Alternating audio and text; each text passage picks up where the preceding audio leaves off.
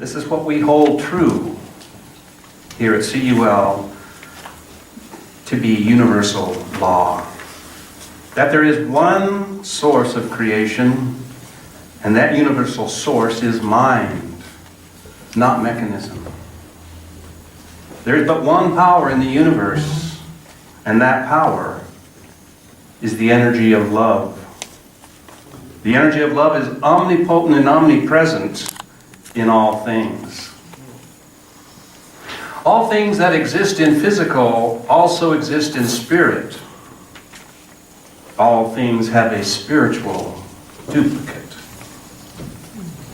The infinite mind of spirit is not a personality that has set creation into motion, but is the living energy that all life exists in and comes from. The human being is in essence spiritual. A drop of water in the river of life that flows from the source of all creation.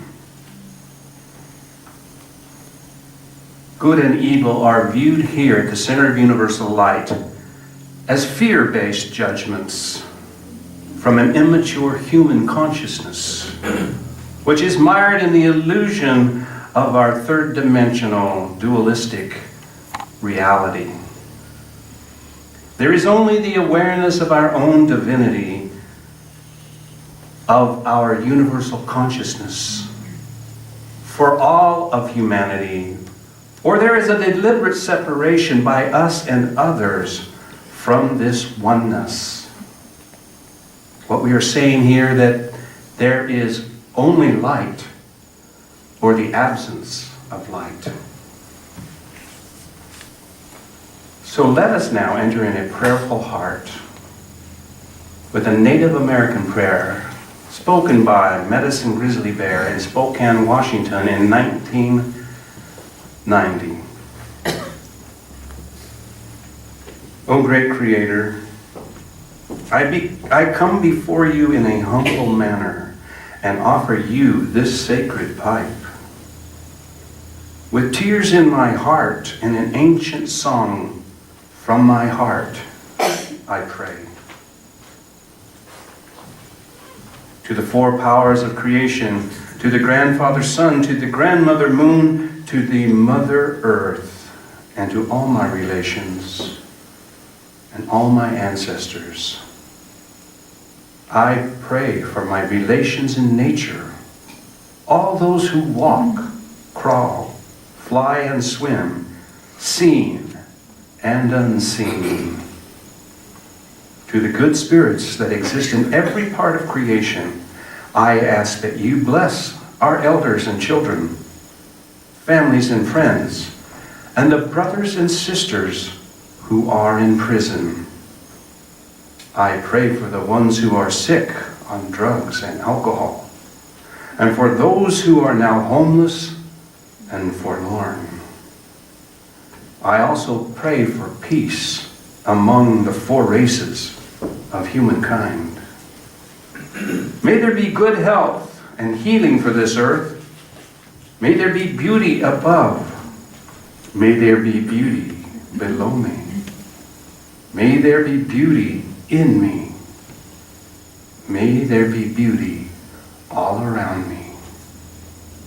I ask that this world be filled with peace, love, and beauty. Now let us enter into a deep communion with the Creator of all that is. And I want you to really hear that part about holding space, because that's what Arvel's going to talk about today. But right now, if you're new here, wave at me. Wait, that's okay. We're not going to ask for your firstborn. We're not going to stalk you, I promise. But our ushers, Linda Y and Linda I, are going to give you a gift and a little yellow card. If you'd like to stay in touch, then just fill out that card and drop it in the blessing bag when it comes along. I think we had one up here. Just wave at them and they'll give that to you. And we have plenty. There's more in the tub there, Linda. Okay. And up here, right here. Thank you, Sedona. I'm glad you're here. And Richard. And as they do that, We always like to say to our new people, we love you, we accept you, and we see the divine that comes through you. Thank you so much. Now, would you everybody stand up, look around. If there's somebody you haven't met before, please make it a point to meet them. This is our community. Thank you.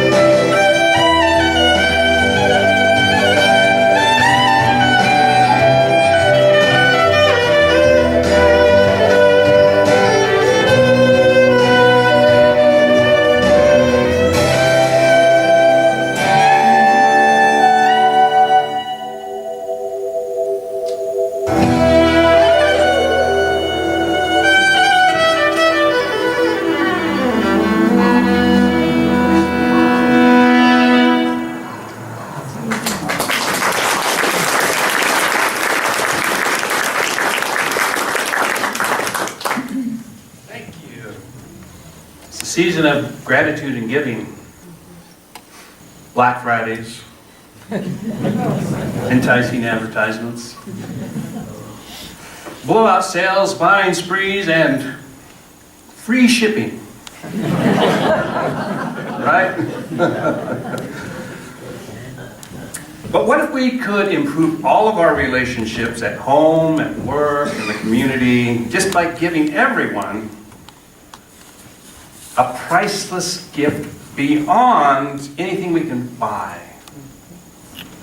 A gift so special that it would continue giving and rippling out into the world to people you don't even know yet. What if you could give a gift of kindness to everyone you know? It's like a form of paying it forward. It's free, and it's energy or vibration, so it never ends. But why would we want to do this? Because kindness is at the center of empathy. The more kindness we can feel, the more we can empathize, and the more deeply we can feel love and happiness. In this season of giving and sharing, here at the Center of Universal Light, we are also striving to empty ourselves of old thoughts and ideas so that we can let our community take place. So I'm declaring today Kindness Sunday. And I want to give us all the gift of kindness so that we can carry it or pay it forward. And when we leave here, we can take it home with us and we can take it out into the larger community. Some days it seems like it's an impossible task, doesn't it? Well, not today. This isn't one of them. By definition, a kind person is someone who has a sympathetic attitude towards others or a willingness to be good.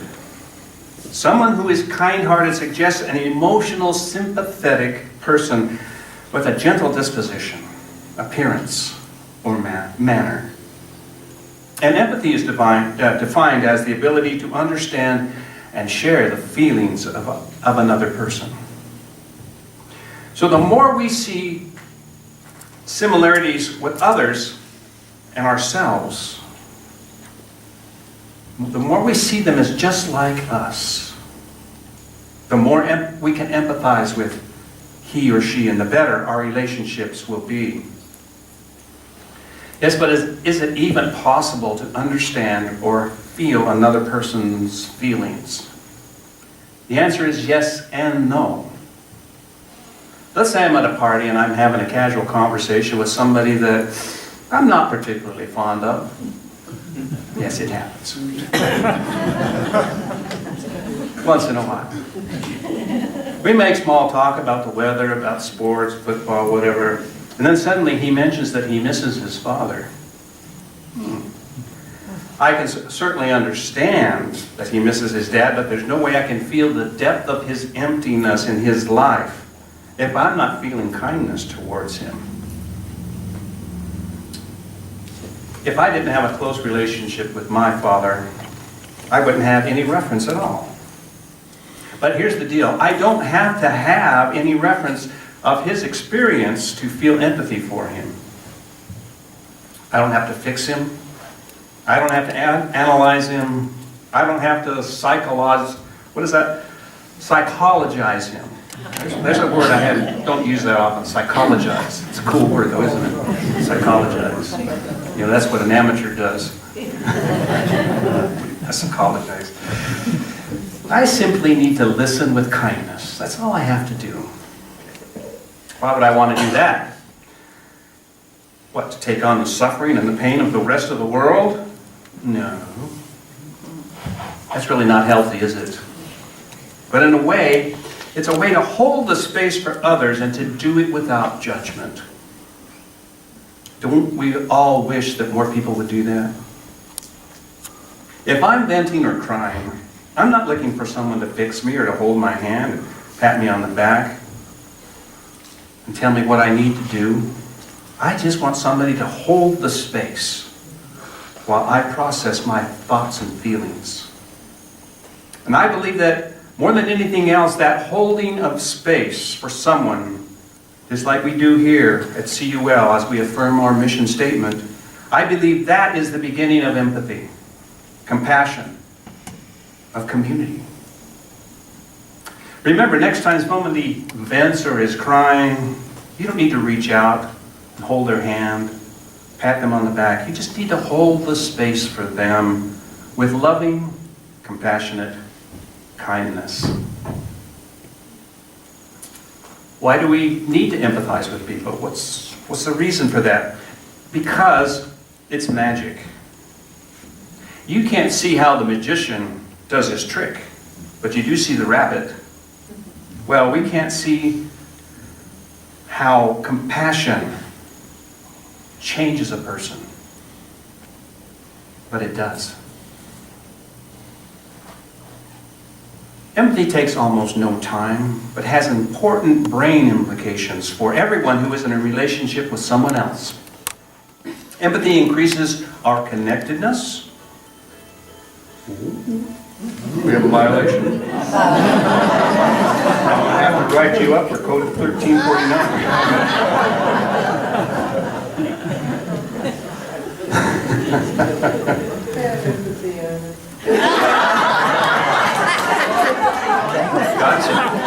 Gotcha.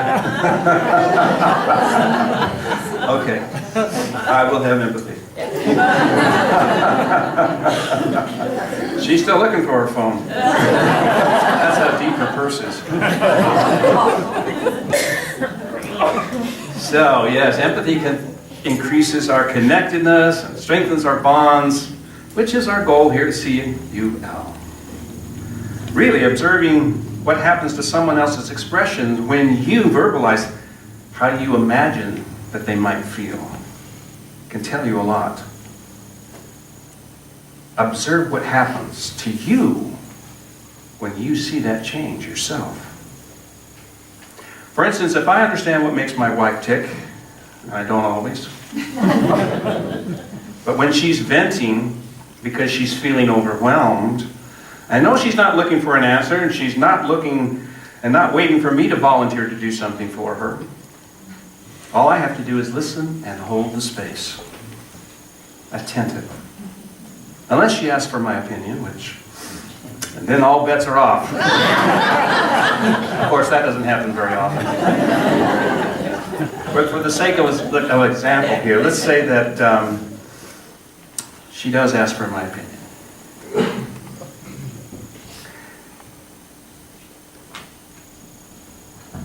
I use the I statement. And I don't try to fix her. I don't try to change her. If I could say to myself, she wants peace just like me. She wants happiness just like me. She wants to be free from suffering just like me. That's the thing.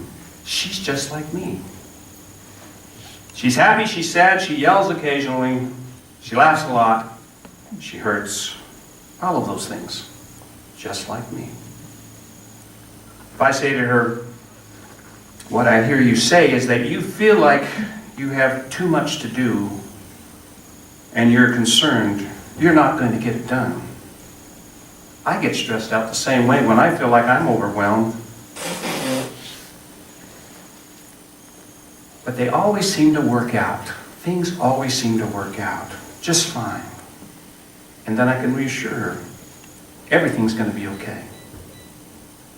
So my goal is to become more empathetic, and the way I'm doing that is by creating mental habits, assuming for the moment that everyone is just like me. We all can do that with practice. Most of our reactions to situations in life are a matter of practice. Unconscious practice perhaps, but still, nonetheless, we practiced them. With this practice, we can learn to respond with kindness rather than react with anything less. We can learn to be kinder and more empathetic in order to heal long-wounded relationships or deflect potential new conflicts. Most every new thought master or teacher has said it in some way. What we think we become. Creating mental habits based on habitual thinking, the Buddha described it this way. Whatever one frequently thinks and ponders upon, that will become the inclination of his or her mind. Simply stated, what we think, we become. It's actually very simple. Think a thought often enough and it becomes a mental habit. For example, if every time you see another person, you consciously say to yourself, I wish for that person to be happy. Then eventually it will become a mental habit. I wish for that person to be happy. Let's say that together. I wish for that person to be happy. And whenever you meet another person, your instinctive first thought is to wish for that person to be happy. After a while, you develop an instinct for kindness. The kindness shows on your face. It shows in your attitude. Every time you meet somebody, people would become attracted to your personality, not only your good looks.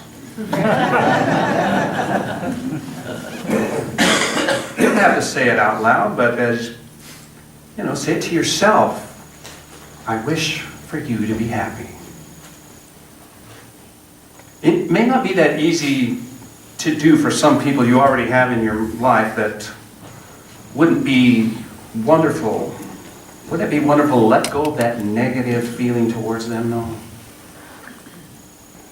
Maybe there's a daughter-in-law, for instance, that just irritates the heck out of you, or a neighbor that works on their car at 11 o'clock at night with their radio on full blast.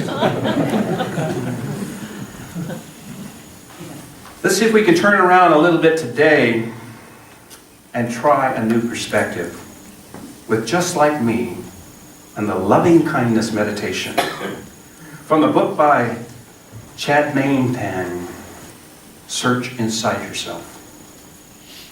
I want to show you how easy it is to do this. You can do it anywhere. When you're driving, just look at the woman in the car next to you, smile and think to yourself, I wish for you to be happy. And then if your wife says, why are you staring at that woman?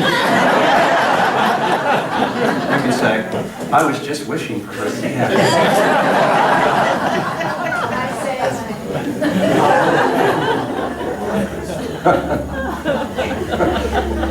What we're going to do is we're going to take a couple of minutes to rest our minds using the mindful meditation process of putting our attention on our breath, our intake and our exhale,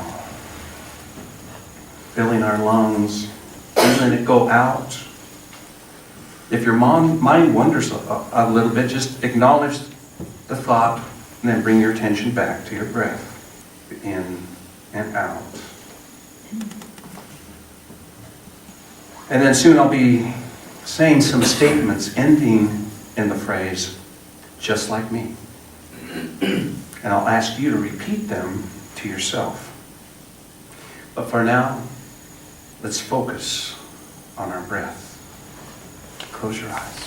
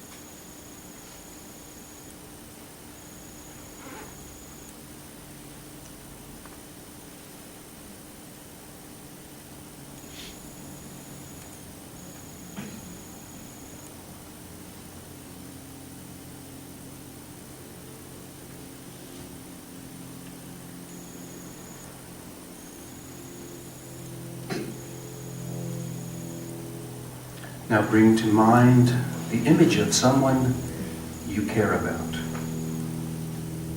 As you hold the person in your thoughts, say to yourself, this person has a body and a mind just like me.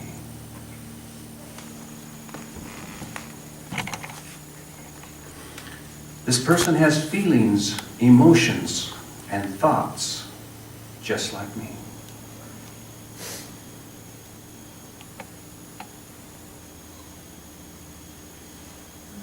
This person has at some point been sad, disappointed, angry.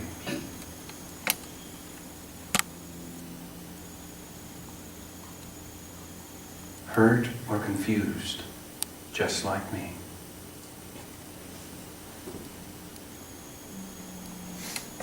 This person wishes to be free from pain and suffering, just like me.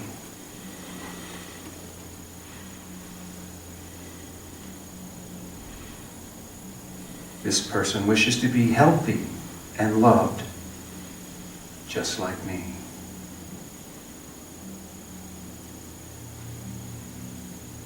This person wishes to be happy, just like me.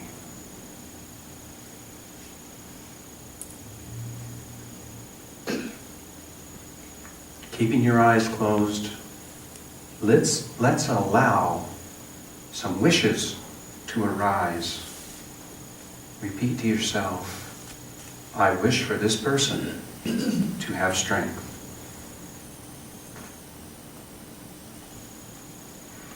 I wish for this person to have the resources and emotional support.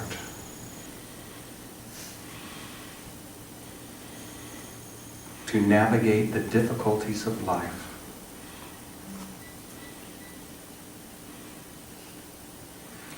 I wish for this person to be healthy and pain-free.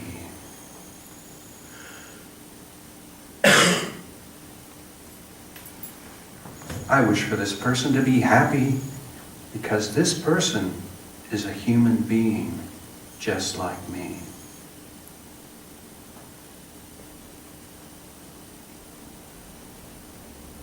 I wish for everybody I know to be happy.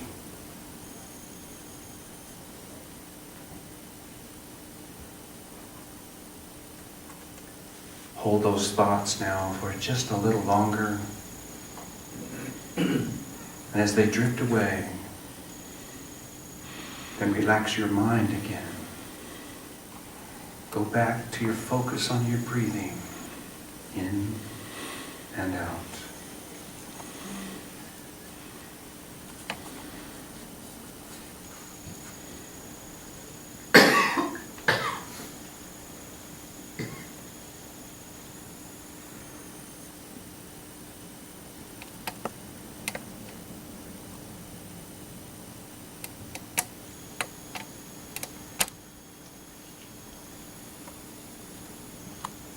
When you're ready, open your eyes and come back to the room. Transmitting kindness is a great feeling. It's our natural inclination. It just makes me feel good. I don't have to tell anybody about it. I just have to do it for me. One study suggests that if we perform just one act of kindness a day for 10 days, we can measurably increase our happiness. In other words, it's a sustainable and renewable source of happiness.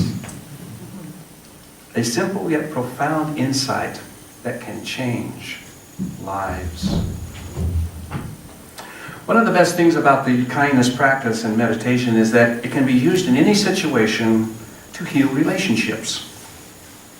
It is extremely effective in dealing with conflict. Anytime we have a fight with our spouse or a coworker or someone, just go to another room. Calm down, and after a few minutes of calming down, do the previous exercise in private. Visualize the other person in the next room. Say to yourself, this person is just like me. This person wants to be free from suffering just like me. This person wants to be happy just like me. And I wish that person wellness, happiness, and freedom from suffering. After a few minutes of doing this, I feel much better about myself and the other person. A large part of my anger dissipates, and I can actually say to that other person, I'm sorry for the upset, which makes it easier to solve the situation to each other's satisfaction. The next time you get into a conflict with somebody you at work, try this practice. It just may do wonders for your relationships. The loving kindness practice that we've just gone through is a takeoff of an old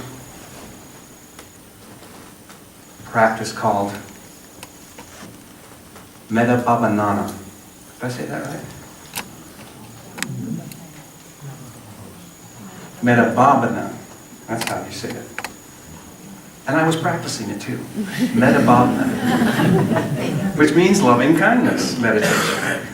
Normally this practice is a little more structured and moves at a slower pace. But I just want you to experience how powerful this is so that you can do it at any time and any place. So we're going to go back into that meditative place, calming our mind, focusing on our breathing, and then we'll do the Metta-bhavanana. Bhavana. Metta-bhavana. Do the Metta-bhavana meditation. Let's close our eyes and rest our mind.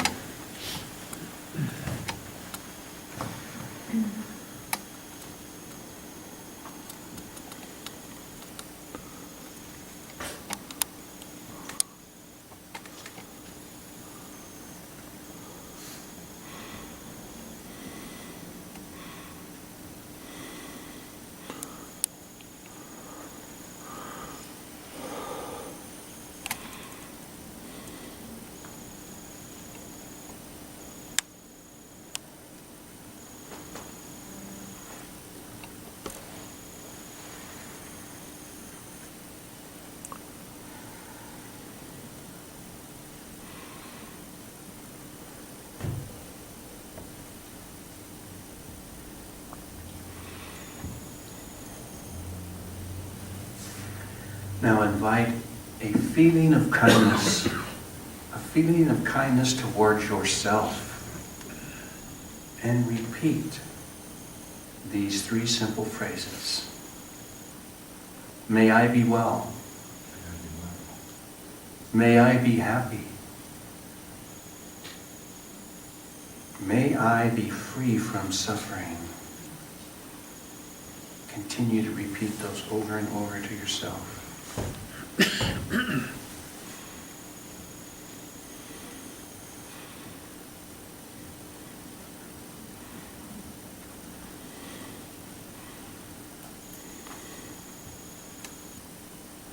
Now bring that same feeling of kindness towards a person you already like or admire. Someone for whom it is easy to create loving kindness. And repeat to yourself, may he or she be well, happy, and free from suffering.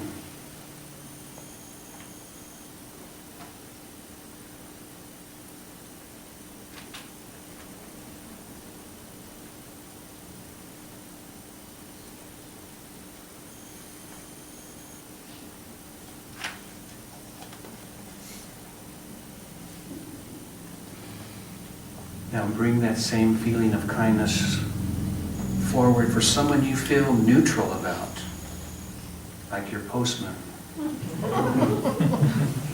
a grocery clerk, your banker, someone you don't particularly like or dislike, or whom you may not even know particularly well.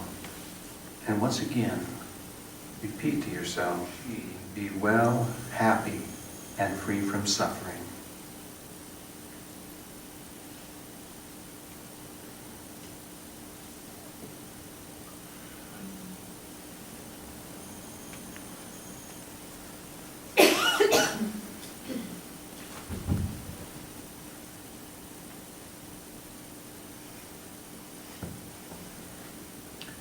Now invite a feeling of kindness towards a difficult person or somebody you dislike. Someone that creates a lot of difficulty in your life. And repeat over and over to yourself again. May he or she be well, happy, and free from suffering.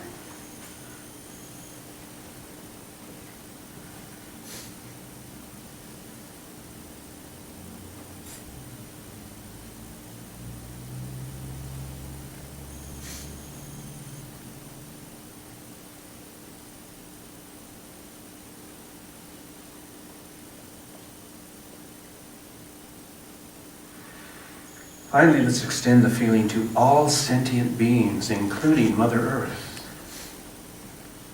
And repeat, may all people, plants, animals, and Mother Earth be well, happy, and free from suffering.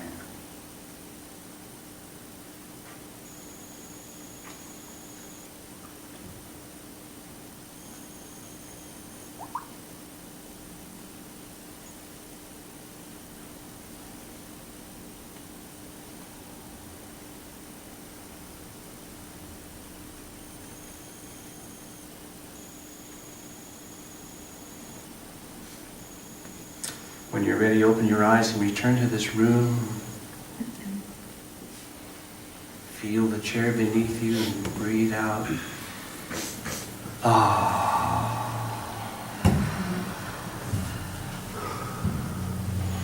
One of the best things about this practice is that by the time you get to that difficult person, your brain, your mind has already been marinated in kindness, in loving kindness, making it easier to break your mental habits about that particular person.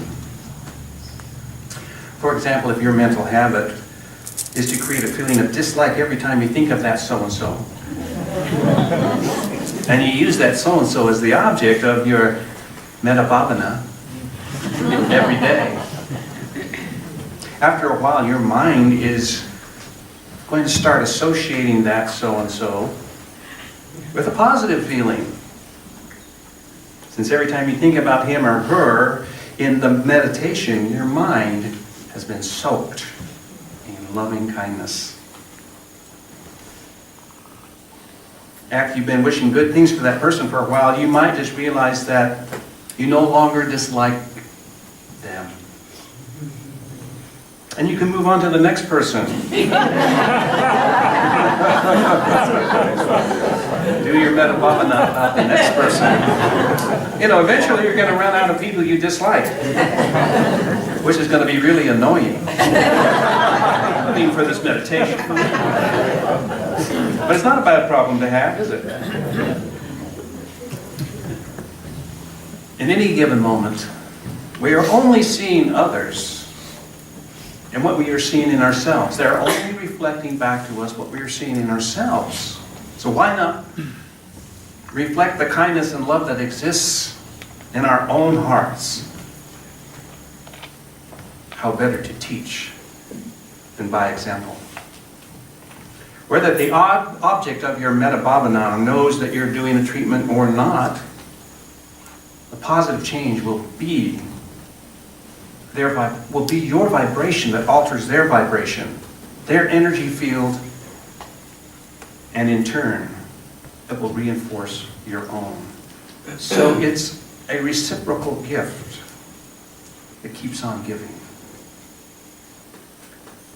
In closing, I'd like to say that what kindness and empathy do to change us from the me mentality to the we mentality is the important thing to carry home, to take with you. Empathy doesn't change anyone else, it changes us. So I challenge you to start today performing one act of kindness. More if the opportunity presents itself, but do it for 10 days. See what happens, or just see what happens in the next 7 days until we meet again next Sunday. And bring back to our gathering your experiences of kindness. Because without we, there is no me. Thank you. I'm Reverend Arvel Bird. Thank you. Center of Universal Life.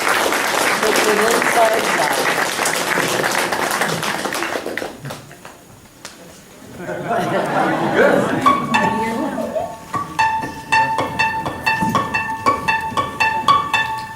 I'm just practicing my solo.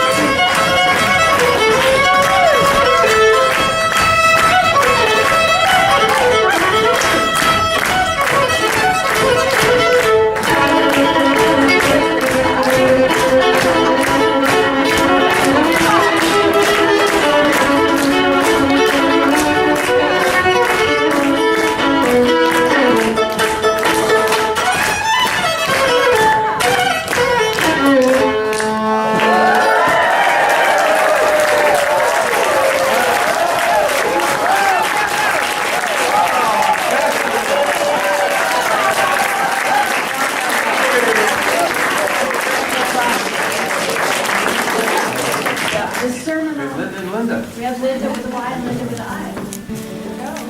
Lots of Lindas. And you know what Linda means in Spanish? Beautiful. That's right. You're in the right place. You're in the right place.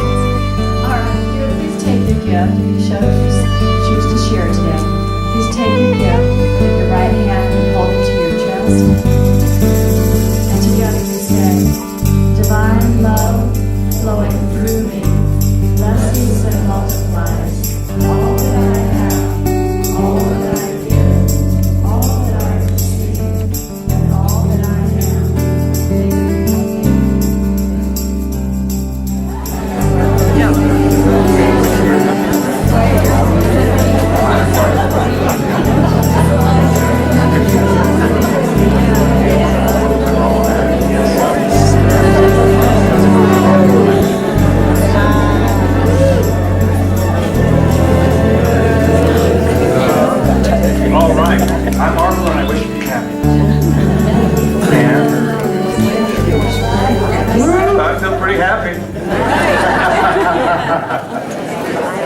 what Suzanne is going to do. I don't know. Can you hear me? Yes, I can. I agree with you.